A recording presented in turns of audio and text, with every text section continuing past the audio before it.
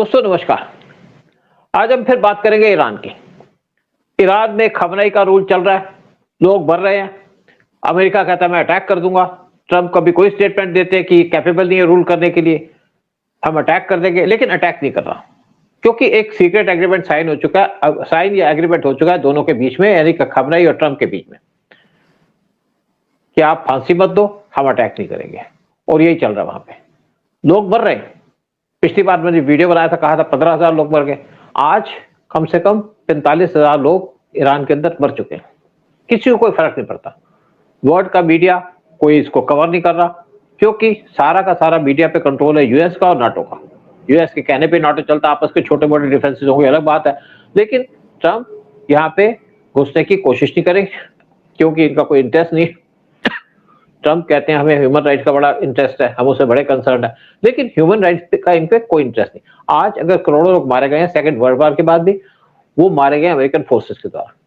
Iraq के अंदर मारे गए, लीबिया के अंदर मारे गए, सीरिया में मारे गए, बाकी कंट्री से मारे गए, लेकिन यूएस ने कभी इंटरवीन नहीं किया, बल्कि जो मारे गए वो मारे गए यूएस के द्वारा या यूएस की फोर्सेस के द्वारा। और आज भी ईरान के अंदर लोग मर रहे हैं, ट्रंप अपने भाषण दे रहे हैं, ट्रंप अपनी स्टेटमेंट दे रहे हैं, लेकिन कर कुछ नहीं रहे। जब ईरान के अंदर और लोग मारे गए तो ट्रंप ने एक स्टेटमेंट दे दी, या उनकी यूएस की गवर्नमेंट ने, कि हम ईरान पे और ज्यादा सैंक्शन लगा देंगे। भाई ईरान पे और ज्यादा सैंक्शन लगाने का फर्क क्या पड़ेगा? क्या उनकी गवर्नमेंट लोगों को मारना बंद कर देगी? क्या वहां पे उनकी गवर्नमेंट हार जाएगी या उनकी गवर्नमेंट को रिमूव कर दिया जाएगा? ऐसा कुछ नहीं होगा।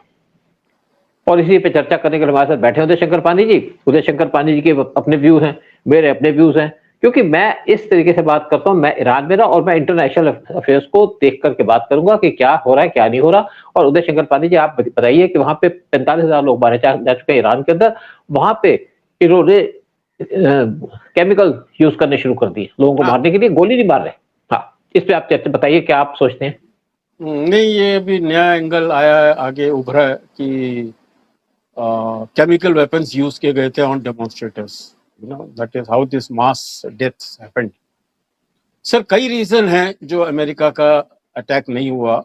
हाँ, उसमें से एक बड़ा रीजन ये है कि इन्होंने 80 लोगों की लिस्ट बना ली थी। उन्होंने कहा था जी 80 लोगों को हम लोग क्रेन से लटका के मार देंगे in public, they will be hanged and killed. एक तो वो है, और दूसरा और रीजन है कि जितने भी मुस्लिम कंट्रीज हैं और नेटो कंट्रीज हैं, दे हैव बैक्ड आउट।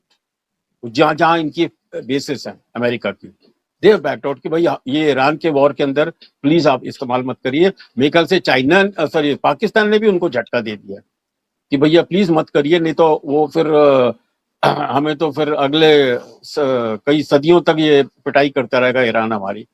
तो दे ऑल्सो रिफ्यूज। तो उनको क्या हो गया कि उनको बेसिस नहीं मिले ऑपरेट करने के लिए।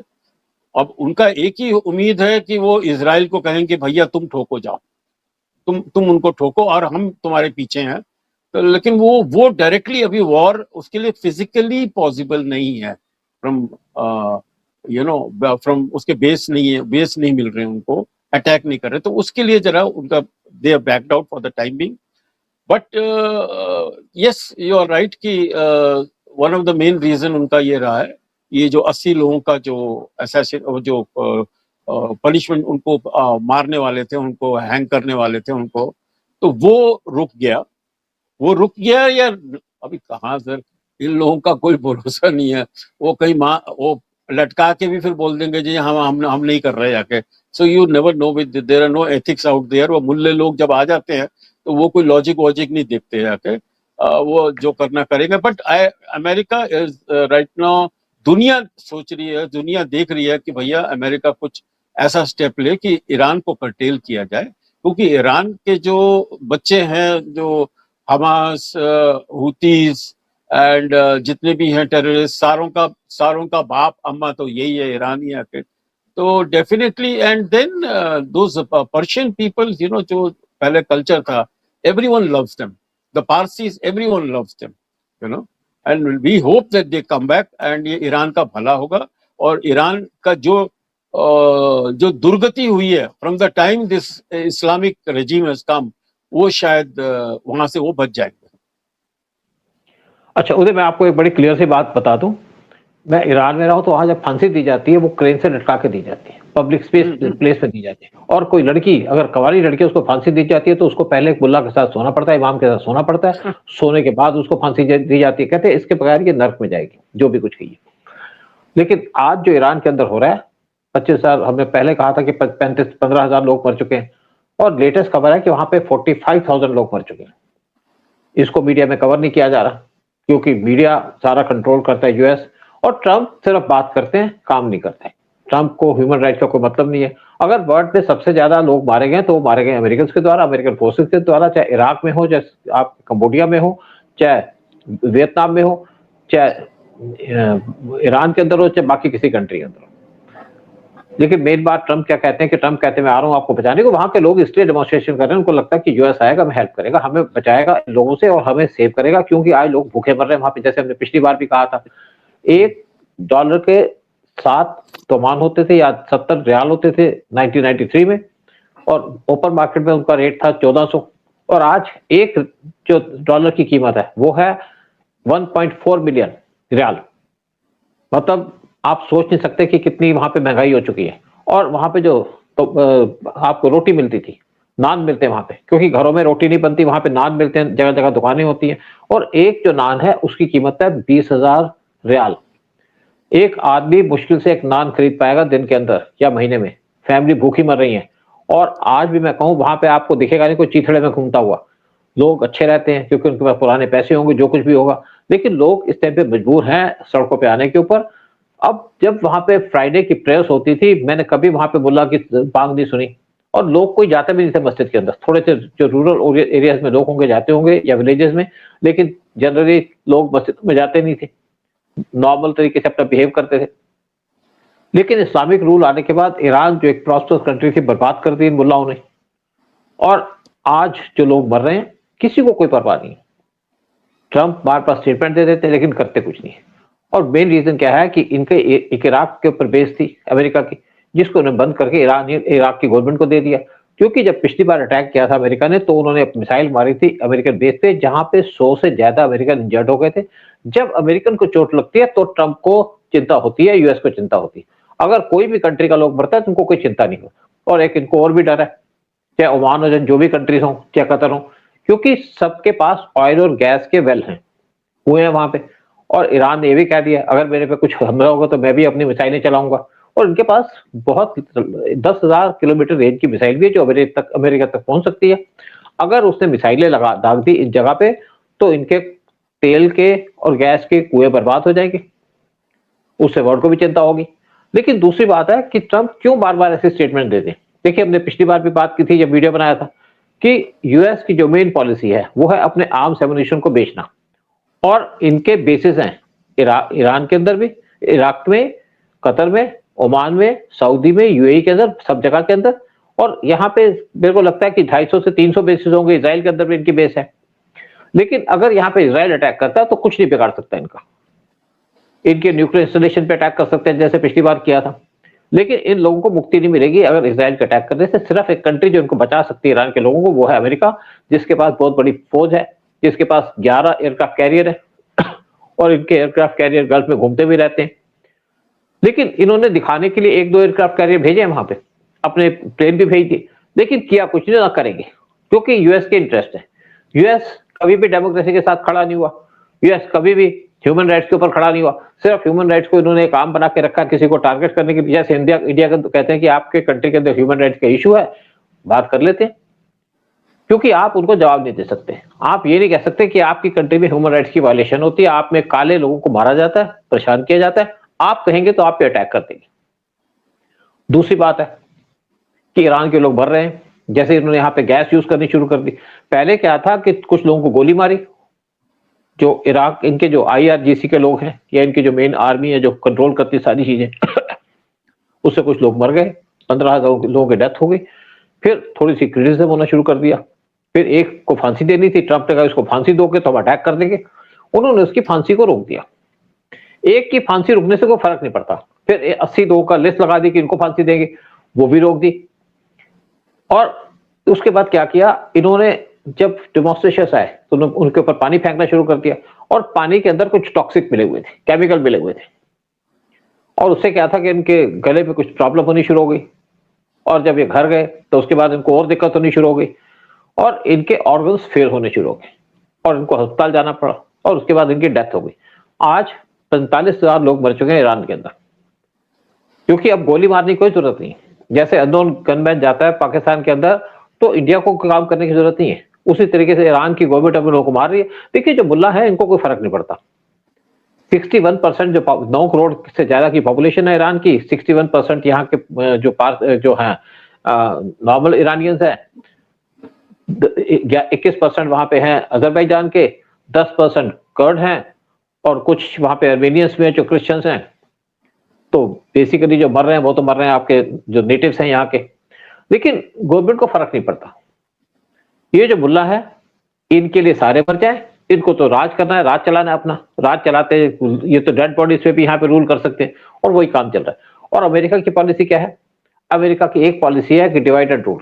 अमेरिका हर एक जगह चाहता है यहाँ पे झगड़ा हो, चाहे रशिया और यूक्रेन का वार हो, उससे भी अमेरिका एंजॉय कर रहा है, नाटो भी एंजॉय कर रहा है, क्योंकि इनके आर्म्स बिक रहे हैं, आर्म्स तो इनके यूज नहीं होते, अपने आप लड़ नहीं सकते। ये आज अपने आर्म्स बेचने के लिए लड़ाई करा रहे हैं। अगर रशिया यूक्रेन वार ना होता तो ईरान और इजराइल और हमास का वार भी नहीं होता। उसके पीछे जो हाथ था वो था रशिया का, क्योंकि वो बिजी रखना चाहता था वेस्टर्न कंट्रीज को इजराइल के अंदर।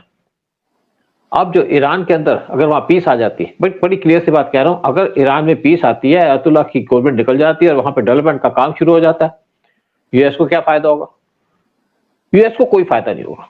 थोड़ा सा ऑयल ले लेगा, ऑयल लेने के लिए उसके पास वेनेजुएला भी है, ऑयल लेने के लिए और भी जगह है, उसको तो ऑयल की कोई प्रॉब्लम नहीं है, दिक्कत ही नहीं है। उसका ये होगा, नुकसान ये होगा कि उसके आज 46% वर्ल्ड के जो आर्म्स बिकते हैं वो अमेरिकन आर्म्स बिकते हैं। कहाँ बिकते हैं? एशिया के अंदर, और मेन है गल्फ के अंदर। गल्फ के अंदर सऊदी सबसे बड़ा परचेजर आर्म्स का, और सारे के सारे आर्म्स उसके पास है, वो अमेरिका। कतर वो भी वेस्टर्न आर्म्स लेता है, अमेरिका के आर्म्स लेता है। जो कुवैत है वो भी इनके आर्म्स लेता है। तो अगर यहाँ पे पीस होगी तो अमेरिकन आर्म्स नहीं बिकेंगे। आपको याद होगा कि अमेरिका इंडिया पे प्रेशर डाल रहा था कि हमारे से F-35 ले लो, इंडिया ने नहीं लिए तो उसने हमारे पे सैंक्शन लगा दी। वो कहता है आप F-35 ले लो, सैंक्शन में निकाल दूंगा या टैरिफ उतार दूंगा, क्योंकि उससे क्या है कि इनके आर्म्स बिकेंगे। इंडिया अगर इनके F-35 लेगा तो हमारे लिए तो कागज का टुकड़ा होगा, क्योंकि ना तो उड़ेंगे ना उड़ा पाएंगे, क्योंकि यूएस कभी भी उसको ब्लॉक कर देगा, ना उसका सोर्स कोड देगा, ना उसके आर्म्स एम्यूनिशन चेंज कर पाएंगे, तो हमारे लिए तो यूजलेस चीज है। तो अगर सऊदी इनसे अगर पीस हो जाती है, ईरान के अंदर नॉर्मल गवर्नमेंट आती है, तो उसके बाद हमास भी खत्म हो जाएगा, हिजबुल्लाह भी खत्म हो जाएगा, हुतीज भी खत्म हो जाएंगे, क्योंकि उसको ईरान की गवर्नमेंट तो सपोर्ट करेगी नहीं। तो सऊदी के ऊपर अटैक भी नहीं होगा, सऊदी को अमेरिकन फोर्सेस की जरूरत नहीं होगी। इसी तरीके से इजराइल भी चुप हो जाएगा, शांत हो जाएगा, क्योंकि उसके ऊपर सिर्फ ईरान की तरफ से अटैक होता है, हुतीज की तरफ से अटैक होता है, हिजबुल्लाह की तरफ से अटैक होता है, हमास की तरफ से अटैक होता है, तो ये भी चुप हो जाएंगे। और गल्फ की बाकी कंट्रीज वो भी, उनके भी शांति आ जाएगी, उनको भी आर्म्स की जरूरत नहीं पड़ेगी। तो इससे अमेरिका की मार्केट डूब जाएगी, और अमेरिका का जो मेन इंटरेस्ट है अपने आर्म्स बेचने का। मैं आपको एक बड़ी क्लियर बात बता दूं, जितनी भी आपकी यूरोप की कंट्रीज है उनके दो टाइप के बिजनेस है। एक है आर्म्स सेल, दूसरा है आपके टूरिज्म। आप लंदन चले जाइए, पेरिस चले जाइए, वहां पे टूरिज्म चलता है, यहाँ पे आर्म्स बिकते हैं। जब इंडिया ने मिराज एयरक्राफ्ट लिए थे फ्रांस से, मैं 80s की बात कर रहा हूँ, इंदिरा गांधी के टाइम में, तो फ्रांस इस समय कहा था हम आपके साथ खड़े रहेंगे यूएन के अंदर, और तब से ईरान हमारे को सपोर्ट कर रहा है। हमने उनसे मिराज लिए, रिसेंटली हमने रफाल भी लिए। जब हमने 1999 में जब अटल बिहारी वाजपेयी पावर में थे, तो हमने पोखरान के अंदर न्यूक्लियर बम ब्लास्ट किया था, और उस टाइम पे ईरान ने सपोर्ट किया, उस टाइम पे फ्रांस ने हमें सपोर्ट किया था, और आज भी हमें फ्रांस सपोर्ट करता है, क्योंकि आज हम साथ बहुत बड़ी डील करने जा रहे हैं। हमने 36 रफाल लिए थे, फिर 26 रफाल एम ले रहे हैं जो उनके मेरीन के हैं, और फिर हम 114 रफाल ले रहे हैं। तो उनकी फैक्ट्री इसी पे चलती है। आपको याद होगा जब पीएम मोदी पावर में थे, तो उस टाइम पे टाटा ने कहा था कि हम अपने प्लेन लेंगे, जो हमारी एयरलाइंस है, तो बहुत से ऑर्डर प्लेस किए उन्होंने अमेरिका के पास और फ्रांस के पास, क्योंकि दो ही कंट्री है जो आपके ट्रांसपोर्ट के एयरक्राफ्ट बनाती है। तो उन्होंने इंडिया को बहुत प्रेस किया, पीएम मोदी को प्रेस किया, क्योंकि उनकी फैक्ट्रियां चलनी शुरू हो गई, उनके जो है प्लेन बिकने शुरू हो गए, जो कई सालों तक चलते रहेंगे। तो इनको तो यही चीज चाहिए कि या तो इनके चीजें खरीदो, आर्म्स खरीदो, या इनके पास टूरिज्म में आओ। तो आज अगर इनके आर्म्स बिकने बंद हो जाएंगे गल्फ के अंदर, तो इनकी बेसिस भी खत्म हो जाएंगी। 750 बेसिस है यूएस की पूरे वर्ल्ड के अंदर, और ज्यादातर बेसिस वो है गल्फ के अंदर, शायद 300 के आसपास बेसिस यहाँ होंगी, बाकी यूरोप के अंदर है। तो इनके आर्म्स बिकने बंद हो जाएंगे, इनकी बेसिस बंद हो जाएंगे, तो यूएस क्या करेगा? खाली हो जाएगा, अनडिप्लॉय हो जाएगा। इसलिए यूएस नहीं चाहेगा कि यहाँ पे ईरान में पीस हो। ईरान में पीस होने का मतलब है कि गल्फ के अंदर पीस हो। तो इसीलिए एक एग्रीमेंट हो गया दोनों के बीच में, यानी कि खमेनी और ट्रंप के बीच में, कि आप फांसी मत देना, बाकी मार दे रहो इनको, जिनको मारना है, हमें कोई फर्क नहीं पड़ता। और मेरे हिसाब से यूएस एक कंडीशन में सिर्फ ईरान पे अटैक करेगा, जब उसको ये लगेगा कि ईरान न्यूक्लियर बम बना रहा है या मिसाइल बनाने वाला है। फिर वो कहेगा इजराइल को कि आप जाओ उनकी मिसाइल पे अटैक करो और फिर मैं आता हूं पीछे से। अदरवाइज ट्रंप या यूएस कभी भी ईरान पे अटैक नहीं करेगा। उनको कोई मतलब नहीं है डेमोक्रेसी से। ईरान के पास इतना ऑयल भी नहीं है जो उनको लूटना हो, उसके पास इतनी चीजें भी नहीं है लूटने के लिए। एक लायबिलिटी बन जाएगा यूएस के लिए ईरान। इसलिए ट्रंप चाहते हैं खमेनी बैठा रहे और मैं वर्ल्ड को रूल करता रहूं, अपने आर्म्स बेचता रहूं, मजे करता रहूं। 46% मेरे आर्म्स बिक रहे हैं पूरे वर्ल्ड के अंदर, तो ये हो जाए 50%, 60%, और मैं इसी पे अपना सिंहासन जमा के बैठा हूं। ये है यूएस की पॉलिसी। हाँ बस नोट शॉपिंग बस खाली वही। Anyway that is what is making Americans very happy. वहाँ की बहुत बड़ी जनसंख्या है जो, क्योंकि वो देख रहे हैं कि भैया अभी हमारी इकोनॉमी बढ़ रही है, फाइनली इकोनॉमी इंप्रूव कर रही है अमेरिका की। सो उसकी वजह से वो आदमी वहाँ टिका हुआ है ट्रम्प। एंड लेकिन he never expected NATO to, कोई वो नाटो वाले उनको आंख दिखाए। वो ग्रीनलैंड के चक्कर में वो पूरा बगावत हो गई है नाटो की। उदय मैं तुम्हारे को एक थोड़ी सी और क्लैरिफिकेशन दे दूं। जब तुमने क्वेश्चन उठाया, वहां पे नाटो कंट्रीज अपने फौज भेजी है। पता कितने फौज भेजे हैं? 35 टोटल। 15 भेजे हैं फ्रांस ने, 13 भेजे हैं जर्मनी ने, 4 ऑफिसर ब्रिटेन ने, एक और किसी कंट्री ने भेजा है। तो टोटल जो आर्मी गई है वो 35 की गई है। और जो आपका जो कंट्री पे तो शोर बचा दिया जरूर, लेकिन ट्रम्प ने कहा मैं तुम्हें 10% टैरिफ लगा दूंगा, वो भी पीछे भाग गए, विड्रॉ हो गए होंगे। हाँ, तो ये सब तमाशेबाजी है। ठीक है, उनको दिक्कत है इस चीज के ऊपर, क्योंकि उनको डर लगा कि ट्रम्प हमारे पे कब्जा कर सकते हैं। लेकिन चलो, आज हमने ईरान पे पहले बात कर ली। जो मेरी असेसमेंट थी मैंने आपके सामने बता दी, जो मैं स्टडी कर रहा था, जिस तरीके से मैं देख रहा था क्या रीजन है, क्यों नहीं ट्रम्प अटैक कर रहे हैं। क्योंकि इनकी पॉलिसी ऐसी धोखेबाज कंट्री है। सबसे धोखेबाज कंट्री आज वर्ल्ड के अंदर है वो है यूएस। और ट्रम्प ने बहुत अच्छा काम किया, मैं जरूर ट्रम्प की प्रेस करूंगा। ट्रम्प ने आज के दिन में यूएस को एक्सपोज कर दिया है कि यूएस का रियल चेहरा क्या था। हम पहले सोचते थे कि इंडिया भी सोचता था पाकिस्तान एनिमी नंबर 1 है। 2008 में इंडिया ने कहा कि नहीं, चाइना एनिमी नंबर 1 है, और उसके बाद हम चाइना को एनिमी नंबर 1 मानते थे। लेकिन आज वर्ल्ड के जो लोग हैं या इंडिया मानता है कि जो उसका मेन एनिमी है वो है यूएस। डोनाल्ड ट्रम्प ने उसको एक्सपोज कर दिया, यूएस को, उनकी डीप स्टेट को एक्सपोज कर दिया। तभी तो इंडिया ने अभी टैरिफ लगा दिया इनके ऊपर, अमेरिका के ऊपर। हाँ, वो एग्रीकल्चर प्रोडक्ट्स के ऊपर इन्होंने 30% बढ़ा दिया जाके। तो इंडिया झुकने नहीं वाला सर, इंडिया को कोई जरूरत ही नहीं है झुकने की। एंड जैसे को तैसा, अमेरिका के कोई मॉरल्स तो है नहीं। यहाँ खाली एक ही पॉइंट बोलूं सर, उनके कोई मॉरल नहीं है। जैसे आपने बोला, वो कुछ सोचते वोचते नहीं है किसी कंट्री का भला हो या जितने लोग मरना मरे। अगर यही उनके दिमाग में होता तो जापान में कभी एटम बॉम्ब नहीं फेंकते। और वो भी एटम बॉम्ब, एक सेकंड सर, वो जापान ने जबकि बोला कि ठीक है, we are saying sorry and हम लोग हार मान रहे हैं और सरेंडर कर रहे हैं, उसके बाद जाके एटम बॉम्ब डाला जाके। मैं बता दूं, उस टाइम क्या था कि इनका एटम बम रेडी हो गया था, लेकिन इनको पता नहीं था काम करेगा नहीं करेगा। इन्होंने टेस्ट करने के लिए हाशिम जो जापान के अंदर बम फेंक दिया, वो टेस्टिंग थी इनकी, और टेस्टिंग सक्सेसफुल हो गई। इनको किसी आदमी की वैल्यू नहीं है, ह्यूमन राइट की कोई वैल्यू नहीं है। चलिए, प्रोग्राम खत्म करते हैं। फिर आप लोगों से रिक्वेस्ट करेंगे, चैनल को सब्सक्राइब कीजिएगा, वीडियो को शेयर कीजिएगा। जय हिंद, जय भारत। जय हिंद, जय भारत, वंदे मातरम।